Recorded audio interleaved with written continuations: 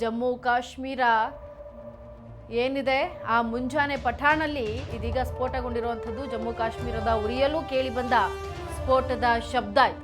ಪಾಕಿಸ್ತಾನದಿಂದ ರಾತ್ರಿ ವೇಳೆ ಡ್ರೋನ್ ದಾಳಿ ಯತ್ನ ವಿಫಲವಾಗಿದೆ.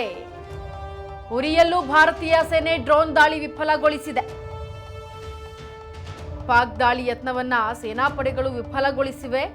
ಇನ್ನು ಪಾಕ್ ದಾಳಿ ಯತ್ನವನ್ನ ಸೇನಾಪಡೆಗಳು ವಿಫಲಗೊಳಿಸಿರೋದ್ರ ಜೊತೆಗೆ ಮುಂಜಾನೆ ಪಠಾನ್ಕೋಟ್ ವಾಯುನೆಲೆ ಬೆಳೆ ಇದೀಗ ಸ್ಫೋಟಗೊಂಡಿರುವಂಥದ್ದು. ಜಮ್ಮು ಕಾಶ್ಮೀರದ ಉರಿಯಲ್ಲೂ ಕೇಳಿ ಬಂದಿದೆ ಸ್ಫೋಟಕ ಶಬ್ದಗಳು.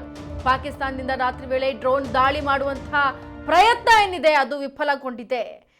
ಪಾಕ್ ದಾಳಿ ಯತ್ನವನ್ನ ಸೇನಾಪಡೆಗಳು ಇದೀಗ ಭಾರತೀಯ ಸೇನಾಪಡೆಗಳು ಅದನ್ನ ಸಂಪೂರ್ಣವಾಗಿ ಸರ್ವನಾಶ ಮಾಡಿದ್ದಾರೆ.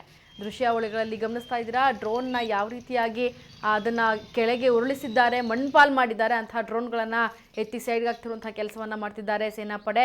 ಇನ್ನು ಮುಂಜಾನೆ ಪಠಾನ್ಕೋಟ್ ವಾಯುನೆಲೆ ಬಳಿ ಸ್ಫೋಟಗೊಂಡಿದೆ ಈ ಡ್ರೋನ್. ಇನ್ನು ಜಮ್ಮು ಕಾಶ್ಮೀರದ ಉರಿಯಲ್ಲೂ ಕೇಳಿ ಬರ್ತಾ ಇತ್ತು ಸ್ಫೋಟದ ಶಬ್ದ.